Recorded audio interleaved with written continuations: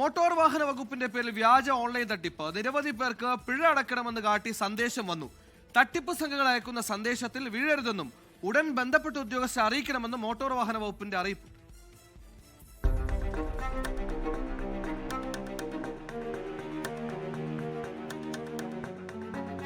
നാട്ടിൽ പലവിധ തട്ടിപ്പുകൾ നടക്കുന്നു.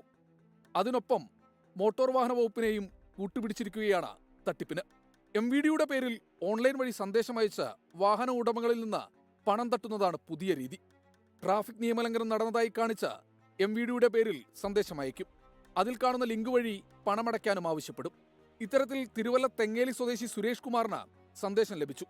തന്റെ വാഹനം നിയമലംഘനം നടത്തിയെന്ന് പറഞ്ഞു വന്ന സന്ദേശത്തിൽ 500 രൂപ ഫൈൻ അടയ്ക്കണമെന്നാവശ്യപ്പെട്ടു. ഇക്കാര്യം തിരുവല്ല ട്രാഫിക് SIയെ അറിയിച്ചതോടെയാണ് തട്ടിപ്പ് വിവരം പുറത്തായത്. ഞാൻ ട്രാഫിക് SIയെ വിളിച്ച് സംസാരിക്കുകയും അദ്ദേഹം എന്നോട് പറഞ്ഞ ചെല്ലാൻ ഇട്ട് കൊടുക്കാൻ പറഞ്ഞപ്പോൾ അദ്ദേഹം പറഞ്ഞു, ഇത് തട്ടിപ്പാണ്, നിരവധി പേരെ ഈ ഒരാഴ്ചക്കുള്ളിൽ എന്നെ വിളിച്ചിട്ടുണ്ട്, ഈ പൈസ അടയ്ക്കാൻ ശ്രമിക്കല്ലേ, നിങ്ങളുടെ പൈസ പോകും. ഇത്തരം തട്ടിപ്പുകളിൽ വീഴരുതെന്നും ഉടൻ ഉദ്യോഗസ്ഥരെ അറിയിക്കണമെന്നും തിരുവല്ല ട്രാഫിക് SI പറഞ്ഞു. ഒരു കാരണവശാലും നിങ്ങൾ ഈ ചെല്ലാൻ കേരള പോലീസിൻ്റെ വരികയാണെങ്കിൽ അതിന് പ്രത്യേകമായിട്ടുള്ള നമ്പറുണ്ട്.